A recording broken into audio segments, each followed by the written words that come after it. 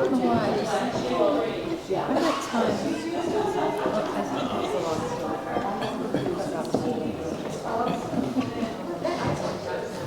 Herb's right. Uh-oh. It's about time to get started. I am thrilled that Jim leading off the month of September for us. Thank you. It's good to have you back. And as always, we're excited to hear your take on a very interesting Indiana County history topic. But before we get started, I just want to note that September is a very busy month for the Society. We have a couple of events, I think averaging out one a week at this point. So coming up, we have the Ladies' Tea on September 13th. We also have the piano program, which is on the 16th. That's a Tuesday. And for those of you who aren't familiar with it, that's a free event next door where we resurrect the 1858 Chickering Square Grand Piano, and we play some tunes, sing some songs, and try to guess that tune. So if you like old music, you're welcome to join us for that. We also have the Elegant Evening at the Clark House, an annual event now that helps to raise funds for the structure to help it continue to look beautiful and well-maintained. And then at the end of the month, we also have a special guest, Jeffrey Frazier, coming in for Fireside Tales on the 30th of the month. And that's going to be next door in the Clark House. We're going to have some s'mores and listen to some lore that he has collected over the years. All right, now back to our topic. It's funny, when you do a search for World War I, what comes up on Google is often World War II items. You type in World War I pilot, and you get World War II planes. You type in World War I battles, and oftentimes you'll get a lot of World War II material. So I think tonight's topic is incredibly interesting, and it delves into a topic that if you were to go out and search, you'd have to do a lot of digging. So we have a gentleman with us tonight, Jim, who has done that digging, and he is going to tell us the tales of a World War I aviator, S.S. Robinson. So Jim, the floor is yours. Thank you.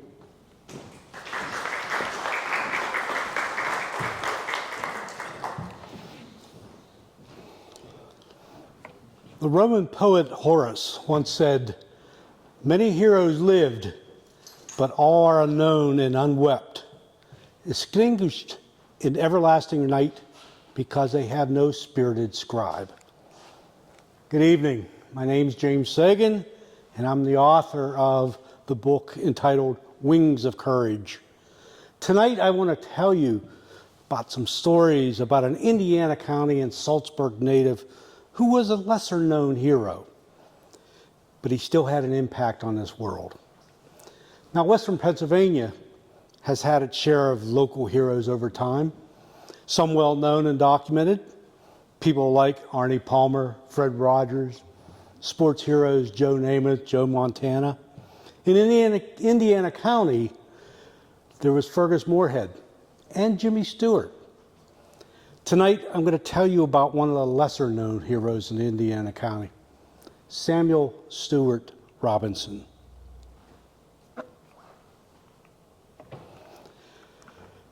This Salzburg native was a local businessman and a member of the prolific and very much respected family of Indiana County. But did you know he was a World War I aviator? Here's a little trivia fact. Stewart was also a relative of Jimmy Stewart. His cousin, Ada Robinson Stewart, was married to Jimmy Stewart's grandfather. During my presentation, you're going to hear the number 13 numerous times. It was Stewart's favorite number. The story of American aviators and their experience during World War I is not well known. All of them have since passed, but their legacy is still here. However, we need to keep the legacy going through this generation and future generations. Today, there are few people that know about these special American aviators. This story is about a native of Western Pennsylvania that was a military and aviator during the war and a member of the famous Foggiani. So in order to provide some context to the story, I need to give a brief historical background on how the U.S. developed these cadets into military aviators. If you're like me, we didn't learn much about World War I in school. So it's well known. As Jonathan said, you do a search, you can't find much about it. So let me give you a little background in regards to what happened to provide military aid. You got to remember, at this era, we had no Air Force. Okay, and you'll hear me say about the Air Service branch of the Army. That's the start of the Air Force these days. As America entered the war in April 1917, 3 years after it already had started, the United States was far behind in the development of flying machines. That's what they called the airplanes at the time. Europe was producing these fairly regularly. The development of these new machines happened in Europe, and the United States was taking a back seat. The U.S. had few qualified pilots and less than 300 aircraft, and most of these were obsolete. In fact, the United States only had 26 pilots and a few military airfields. Additionally, the U.S. lacked any kind of ground training programs and facilities. So most flight training was done abroad, either in Britain, France, Germany, or Italy. There was no aircraft manufacturing done in the United States. The American government sent out a call to all major universities, and thousands of young volunteers signed up for flight training. The Army then established ground school training programs at several universities. Since there were only 3 training airfields in the United States and only a few qualified instructors, it quickly became obvious that first-hand flight training would need to be done in Europe. Well, these volunteers made their way to college campuses of Ohio State, Princeton, Cornell, University of Texas in Austin, University of California, Berkeley, University of Illinois, and MIT for an intense 8-week of instruction. These ground schools, as they were called, provided the development of the Air Service, the branch of the Army during the war, and provided a basic education for aspiring pilots, but it also vetted the candidates that were not suited to be pilots. The ground schools were just academic. There was no flying involved. The cadets would receive instruction and training in flight theory, operation and maintenance of the aircraft and the engines, Morse code, meteorology, astronomy, navigation, and the operation of machine guns. Those scoring in the top of their class were considered honor graduates, and they would have to have a percentage of 95% or higher to be considered as aviators. These honor graduates were then rewarded with immediate overseas assignments for flight training. Once the ground training was completed, they would travel to Fort Wood in New York. Now, Fort Wood was located at the base of the Statue of Liberty in New York Harbor. They would board the ships for a potentially dangerous voyage to Liverpool, England, in a convoy, and then on to France, and then by train to Italy. During the 1917 and 1918 period, approximately 500 American candidates were sent to Foggia for the flight training due to the lack of facilities in the United States. These cadets would then become known as the Foggiani, a term used to refer to the American military aviators who were trained in Foggia at the 8th Aviation Instruction Center. Initially, these candidates were under the command of Captain Fiorella LaGuardia. Now, name sounds familiar. Captain LaGuardia was an officer in the Army, but at the same time, he was a congressman from New York. That no longer can happen. He later served as mayor of New York City, and New York's first commercial airport was named after him. Now, there's an interesting story about LaGuardia. When he took over command, he needed to get better barracks and better food for the cadets. They were eating pasta 3 times a day, okay, because the Italian cooks, that's all they knew. So Captain LaGuardia basically brought in American cooks. They started getting different food. He fired the Italian cooks, and so the cadets were happy. He also had a crew to go out and scavenge for and make screen doors for the barracks so that there's airflow through the barracks and the bugs wouldn't get in. So you'll hear Stewart in the book, he used to refer to Foggia a lot as a hellhole. It wasn't a nice place on that. Anyways, Captain LaGuardia got called on the carpet by his commanding general. And his commanding general said that you can't do that. You can't let the Italian cooks go. They have to be there. You need an act of Congress to make these changes. Well, Captain LaGuardia says, yes, I can do that.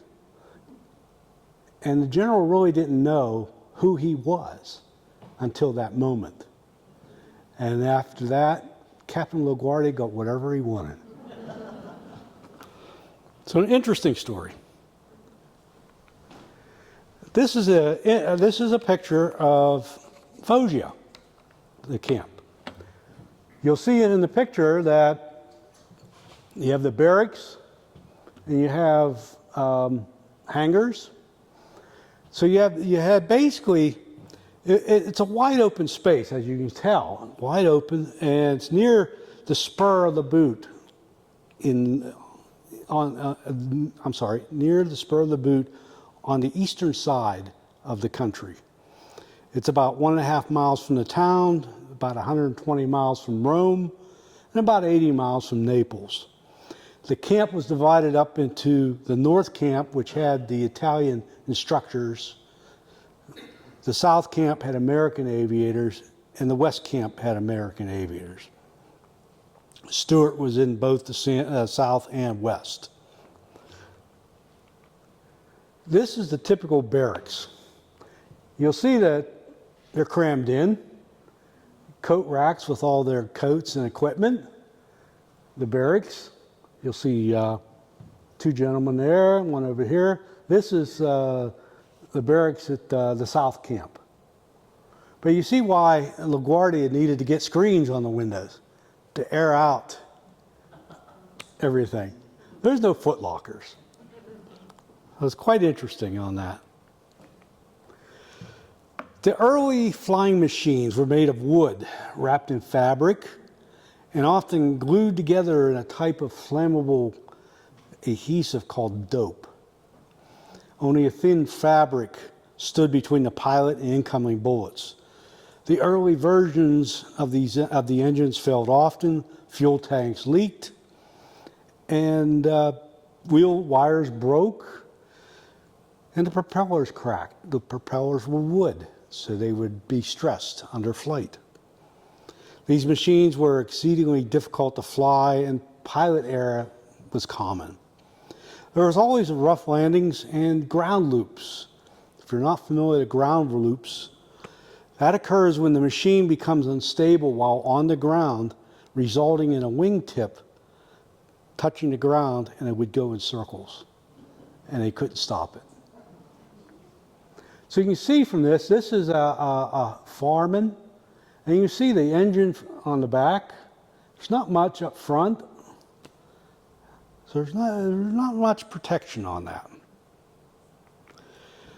Now the cockpits were not pressurized, and they had no heat. This is an example of they had to push the plane out to go, take off for training. So all the cadets had to do the manual labor.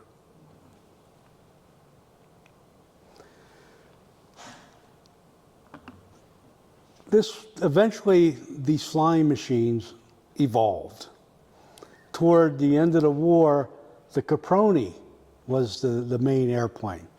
Now you can see from here, the pilots now were side by side rather than front and back. You see right behind the pilots is the fuel tank, and then the engines back in the back. But they were made more sturdy. Again, you still had the wood propeller, but you had more wood on that. Less wires, more sturdy wheels on that. This is typical of a pilot's gear. You see the helmet insulated, covering most of the face, the goggles over the eyes. He had a scarf that covered his nose and mouth, but the rest of it is very heavy, very insulated. I would find that very difficult to move and, operate an airplane. That's probably why they had a lot of errors, pilot errors on that. And then, a lot of times, like I said, they would lose oxygen depending how high they were up. They had reduced oxygen. Now, one of the members of the Fogiani was Samuel Stewart Robinson. Friends and family called him Stewart. He graduated from Salzburg High School and Kiski Prep and went on to graduate from Princeton on June 13th, 1916, at the age of 22. After graduating from Princeton, he went to work as a banker for Alexander Brown and Sons in Baltimore, Maryland. He thought he had his life figured out. He was going to be an investment banker. Then the United States entered World War I, and Stewart's world would change. Rather than wait to get drafted, he enlisted in the Army on May 13th, 1917, and reported to Officers Training Corps at Fort Myer, Virginia. He was there from June 5th, 1917 to August 14th, 1917. And during that time, he became fascinated with the dynamics and the workings of the flying machines. He transferred from artillery to aviation. Stewart then reported to the aviation section of Air Service, where he attended the United States School of Military Aeronautics at Princeton. It was also called the Ground School Training Program. He went there from August 4th to September 29, 1917, graduated with honors, and then was called to active duty in October 6th and transferred to Fort Wood for overseas assignment. He left New York for England on October 13th. There's that number 13 again. On the ship RMS Pannonia. Stewart was in the third group of 50 men to arrive in Foggia. When he arrived, he was given a 7-minute ride on a flying machine. So that first picture of the airplane, that was a 7-minute ride. He was hooked from that point on. He was going to be an aviator. He was commissioned,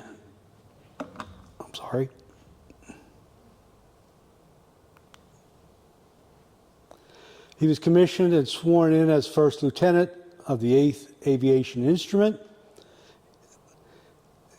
in Foggia on June 4th, 1918, and served as a military aviator until his discharge at Camp Dix in New Jersey on October 27th, 1919.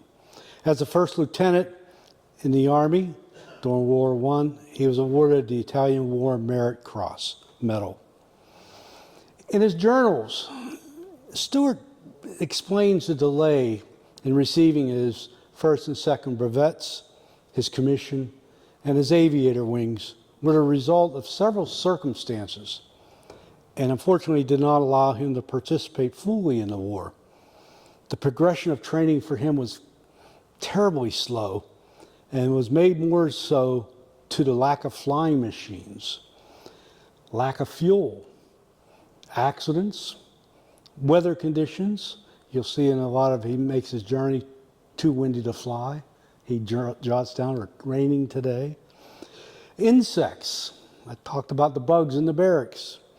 And then you had the pandemic, the Spanish flu. He had his own health problems. Also poor instruction. They were always having problems with the Italian instructors. There was a language barrier, and you had to use hand sign language to communicate. But the list goes on. Stewart, luckily, was only in one accident. Not much there. Luckily, he survived, and so did his Italian instructor. The story is, once you have an accident, if you're responsible, you're kicked out of the program. Well, luckily for Stewart, the investigation resulted in the instructor being kicked out of the program. What had happened was, as they were descending very quickly, Stewart was trying to grab this joystick, and he couldn't. The instructor was holding on to it, and they crashed into the ground. The instructor ended up with several broken bones. Stewart was pretty well bruised, and he went back to flying the next day. Well, once the investigation came out, they found out that the instructor basically passed out from the lack of oxygen, and that's what made him crash. Stewart didn't know that. Again, they didn't have any communications. You know, he couldn't communicate with his instructor who was sitting in front of him on that. So, you know, there was no headsets, nothing like that. So he didn't know on that. This was Stewart's Italian aviator. Now, Stewart got both Italian and American aviator wings. Now, what's nice about this, you'll notice it's metal, and actually you can't see it very well, is the ruby stones up top on the crown on that.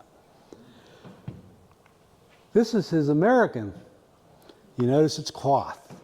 Well, the Air Service was fairly new. They really didn't get into the metals at that point.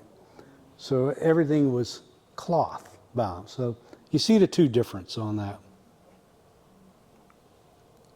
There's the Italian War Merit Cross that he was awarded. And this is a couple others. We'll get into it. As he says in his journals, he's always trying to leave camp, either sneaking out and then sneaking back in, or getting caught and being written up as AWOL. He always wanted to get a good meal and a bath, a hot bath, and also to meet people, learn the language, and go sightseeing. Typical 23-year-old, right? At the end of the war, Stewart stayed in France and was the officer in charge of rents, registration, and claims, company number 13, in Angers and Paris, France. He was there from December 1918, just to give you a little idea, armistice was November 1918. So he was there from December 1918 to October 1919. So in total, he served overseas from October 13th, 1917 to October 15th, 1919. Well, one of the reasons he stayed in France after the war was because he missed his ship. Yeah, because he would have been home for Christmas. But he decided to take a more indirect route from Foggia to Saint Maximin, France. And that included stops in Rome, different stops in France, and a stop in Rouly, France, where his girlfriend lived. The Army considered him AWOL, but he talked his way out of it by accepting this new assignment. So that was a price to pay. Of course, the other reason for staying in France was his French girlfriend. Her name was Odette Juliette Freslon. He had met her mother at the train station on his way to Foggia, and Mom introduced Odette to Stewart shortly after. Stewart was always getting off the train on his way there. He wanted to learn the French language. He figured it would benefit him in business later on in life. Well, Odette had just finished her schooling in Paris and returned home. It's interesting is one of the conditions while they were dating that her parents put on the romance was that they were always to have an escort anytime they went out on a date. Now that escort could be mom, could be grandma. her sister Paulette, or a cousin. And one of the stories Stewart tells is when he would have to leave and go back to camp, he would have to kiss her in front of the whole family. But the story did not have an ending as Stewart would have wanted it. These are some of the medals that Stewart had. The top was his cap insignia. To the right of that is his lieutenant bars. You can see that was cloth also. That was before the metal bars came out. In the middle is these Italian wings, and then below that are his service stripes, basically for the 2 years he served overseas. Now, this one here is a medal from, these four are from medals from the 50th reunion of the Foggiani in 1968. This one here is from the city of Foggia. The big one in the middle is basically from the Caproni manufacturing. And then the other two are from the Italian government.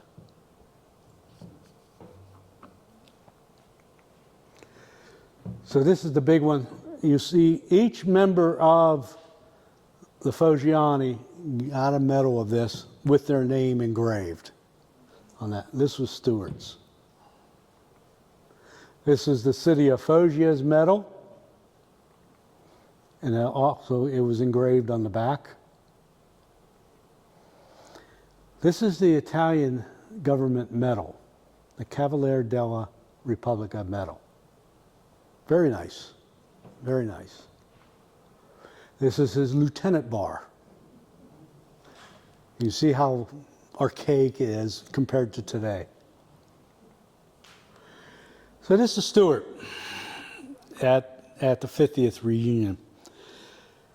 So he's out of the Army. His story and his journey and careers continued after the war. Once he was discharged from the Army in 1919, he returned to Salzburg.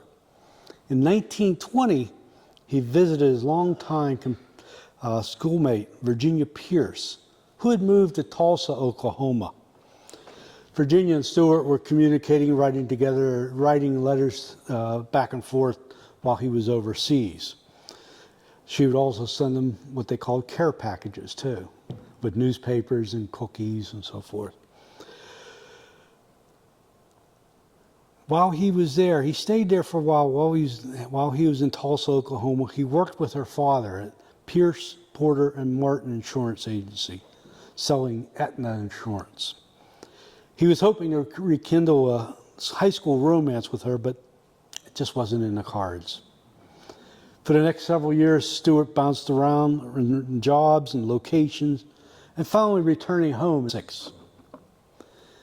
So to go back in May of 1925, his father, James W. Robinson, opened the Robinson Garage and began selling Dodge automobiles and trucks. Now this was a partnership. And I have a feeling, I can't trace the paperwork, but I have a feeling James and his brother William were partners in this. William was one of the first residents of Indiana County to own an automobile in the county. So I got a feeling that was an influence. But James needed somebody to run the automobile business and wanted Stewart to do this. And the reason for that is James had a business, a furniture and appliance business called James Robinson Furniture. He also had Robinson Funeral Home, who Stewart's younger brothers were operating. So his father needed somebody to run this automobile business. But Stewart wasn't ready to return to Salzburg yet. Then there was a family intervention to get Stewart to return home. They made him drive 700 miles in 2 days. Now, for us today, 700 miles isn't much, but figure 1925, that's a long and the type of car that you're driving. They had dinners with his aunts, brothers, uncles to discuss his future. In early 1926, Stewart was in Coral Gables, Florida, and was working in real estate. But then in late 1926, he returned home to Salzburg and became secretary and treasurer of the Robinson Garage. This would be the local automobile dealership for cars and trucks for decades. He worked in his family business until 1952. In October 1953, Stewart applied for permission to operate a taxi cab service in Salzburg. It was called the Salzburg Motor Company. This business venture didn't pan out and was terminated within a year. He finally married his wife, Eleanor McClellan, in July 1948. Eleanor was a graduate of IUP and had taught school in Connellsville for 19 years and then in the Salzburg schools. She died at the age of 84 on July 31st, 1992. Stewart died at the age of 91 on October 6, 1985. And during his lifetime, he worked as an insurance agent, a real estate agent, an automobile dealer, and a banker. Stewart's quite a guy, an intelligent, brave, adventurous man with profound sense of humor. At family Christmas outings, he would give nieces and nephews pin money. Familiar with the term? Usually about $5, $10 on that. But when you look back on his life, he was on track for a career in banking and finance after graduating from Princeton. And then the war took him in a different direction. During the war, Stewart was to become a member of the Foggiani, but he lived and played a significant part in the evolution of flying machines. He was a trailblazer in two industries, airplanes and automobiles. He was among the first to participate in the military use of aviation and participated in the early development of the airplanes. He flew some of the original aircraft built after the Wright brothers, demonstrated that man could fly. And then he was on the ground floor of the development of the auto industry. He operated one of the first automobile dealerships in rural America and demonstrated new methods to advertise and sell automobiles. In today's terms, he was the forefront of not one, but two significant industries that we rely on heavily today. My new book, entitled Wings of Courage, is based on Stewart's handwritten personal journals, which provides a first-person glimpse at the trials and tribulations of these aviators while they endured and tried earning their wings.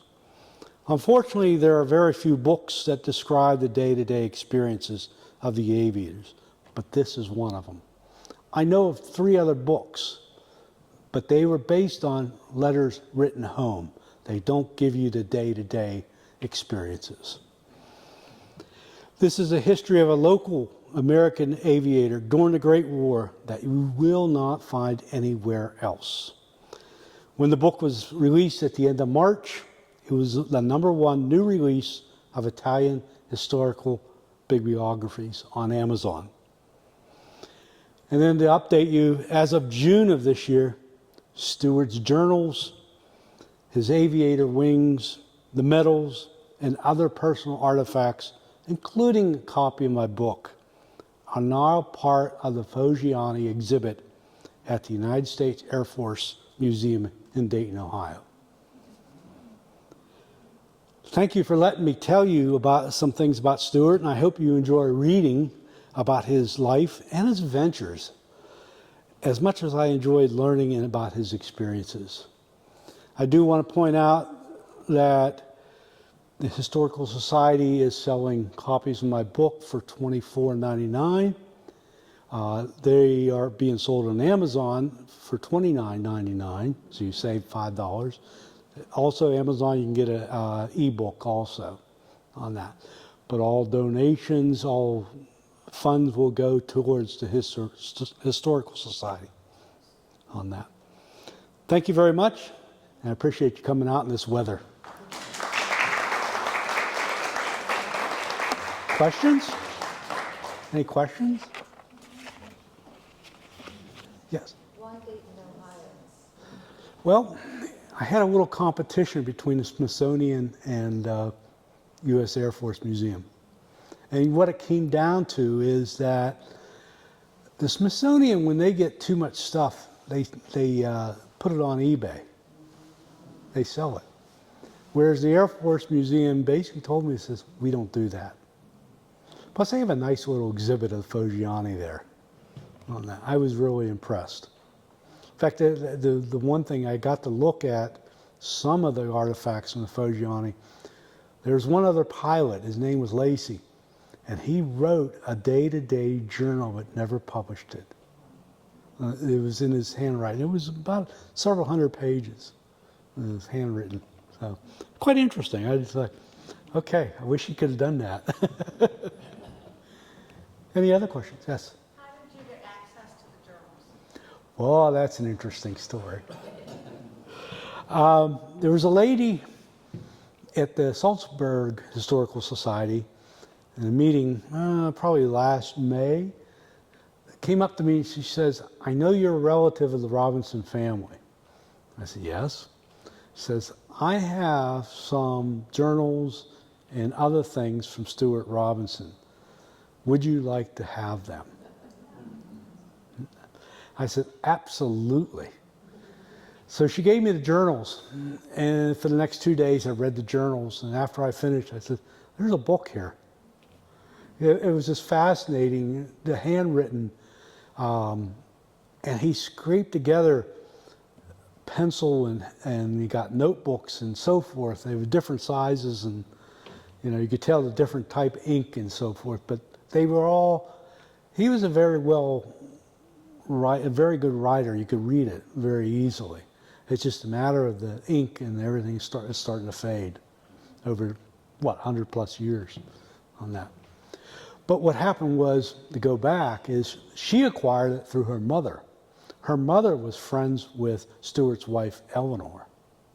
And since they had no children, they had no place to give it on that. So when the daughter had these, she was moving, she says, would you like to have them? I said, sure. So it's kind of something that fell into my lap on that. Yes, sir. Does Stuart fly after the war? He was a passenger.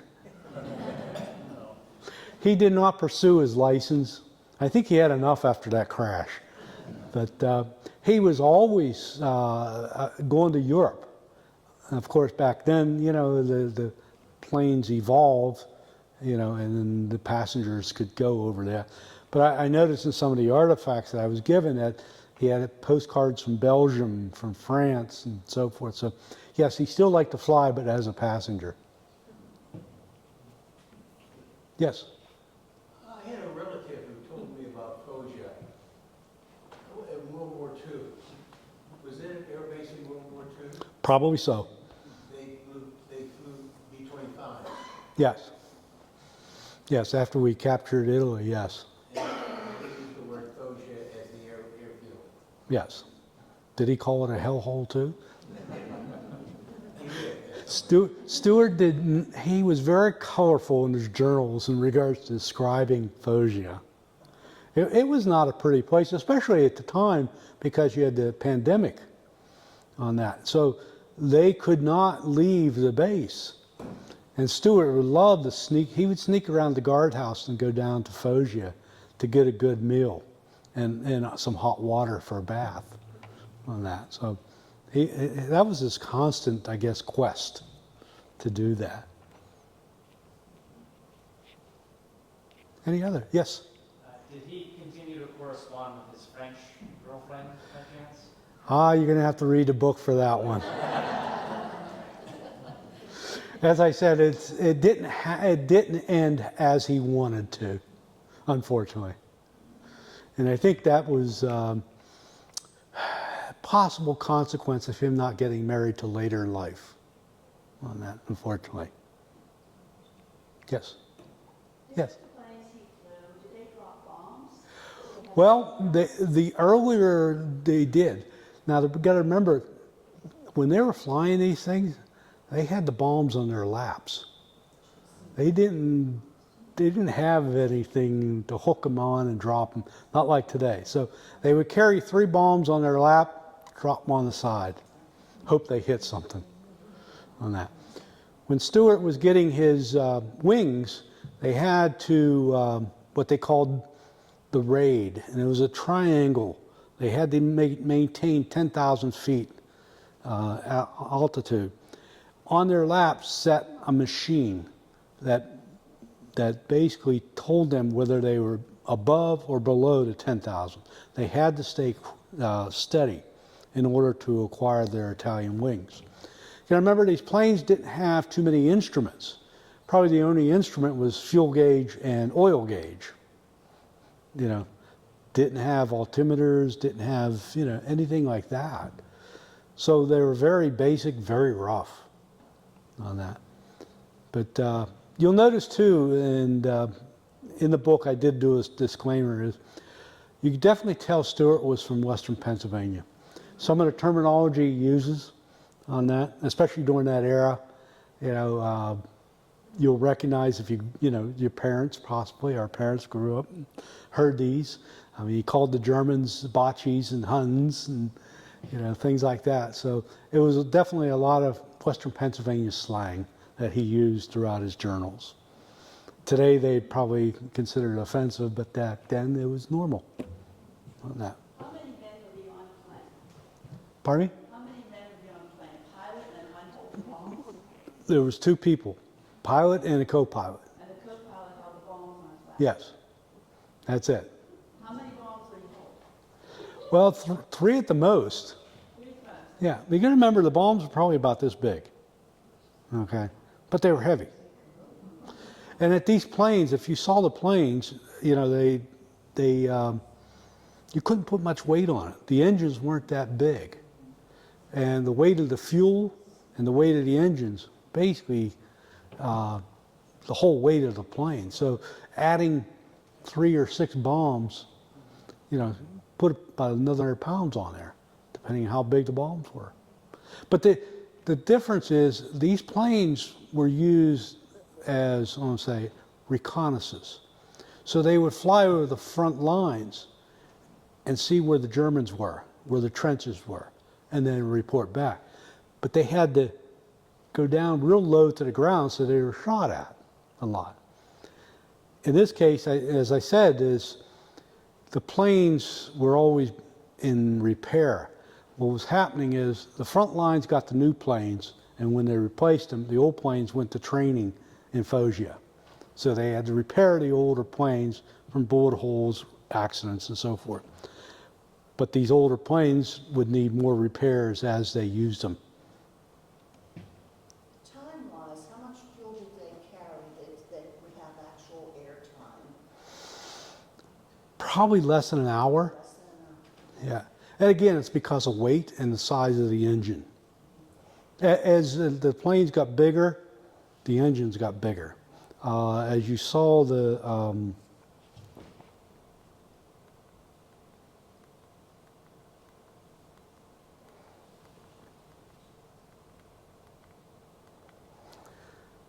this is the Caproni. This evolved. The Caproni had a 350 engine, 450, and 650. This is a 650. Okay, so it evolved during the war. And you see how big the engine is. This would be the engine here, gas tank on that. And did I understand at one point that you said there was actually machine guns mounted on those? That eventually, yes, on the Caproni 650, there will be a machine gun right here and probably in the back. Was the co-pilot then firing them? Yes, yes, yes. Did you say what the waistband was?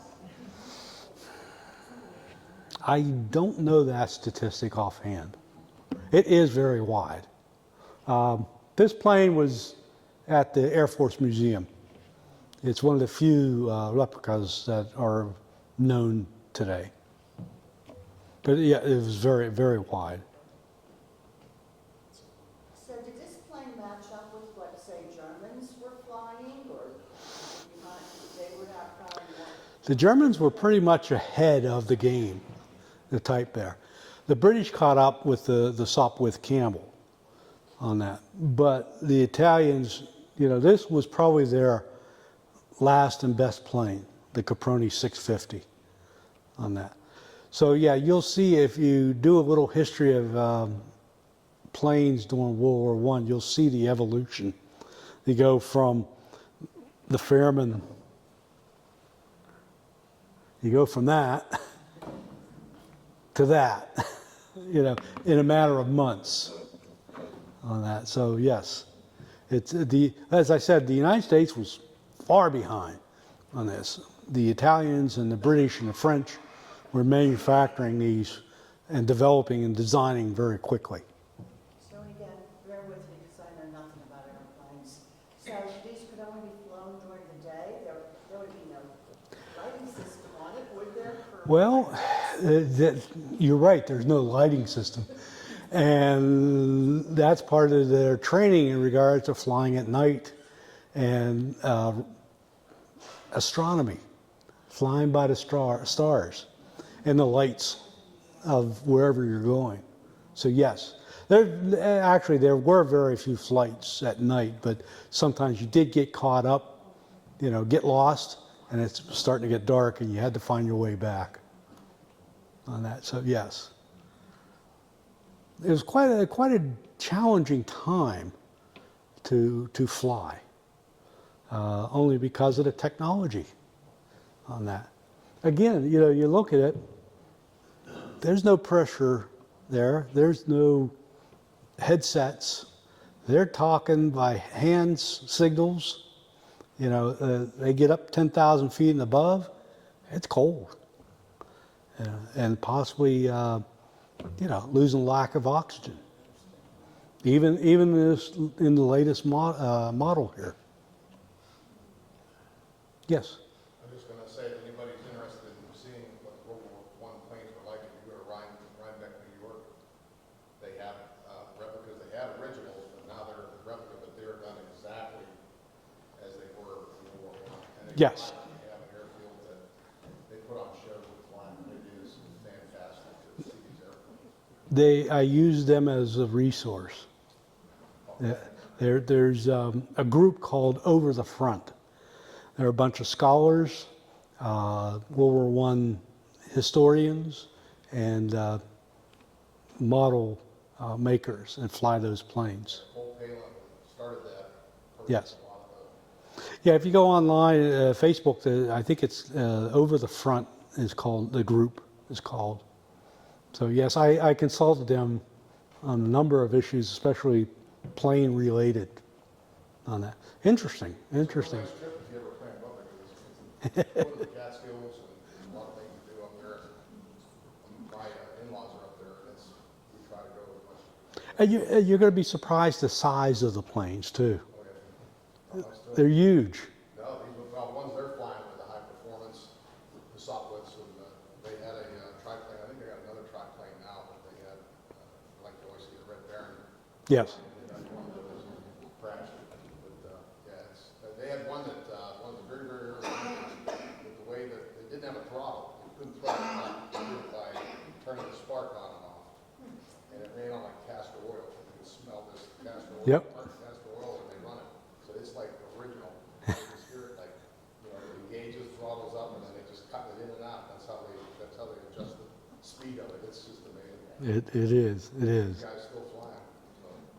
Well, that's why I said about we have to keep this legacy going through the future generations, passing on this information, because it's getting lost. As Jonathan said in the beginning, you Google it, there's not much here. I mean, when I was doing my research, I was trying to find books that had similar, I would say, journal entries. Could not find them. You know, like I said, there was only 3 out there, and they were based on letters written home. One was called Dear Bert, and it was one of the pilots that he'd write letters back to his wife, Her name was Bertha, but he called her Bert. So it's disappearing. The history's disappearing, and we have to keep it alive. What was the name of the accident he was referring to? I'm sorry? What was the name of the museum that he was referring to? What's up in Catskills? Oh, Rhinebeck. Rhinebeck Airground. Rhinebeck. Rhinebeck. Yep. Did, Sounds like a road trip. Active service at all, or was it all just a training thing for him? Did he actually engage in the war? I'm sorry, I missed the question. Stuart, did he actually engage in any actual war activities, or was it all just about his training to be? He did get involved one or two flights. What happened is they were trained in Foggia, then they got transferred to Issoudun, France. And since Issoudun was near the front lines, he did one or two reconnaissance flights there.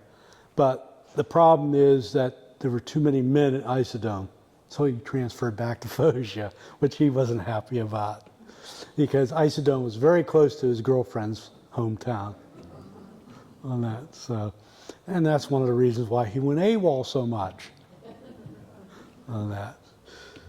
Any other questions? Well, thank you for coming. Thank you for listening. Hope you enjoy reading the book.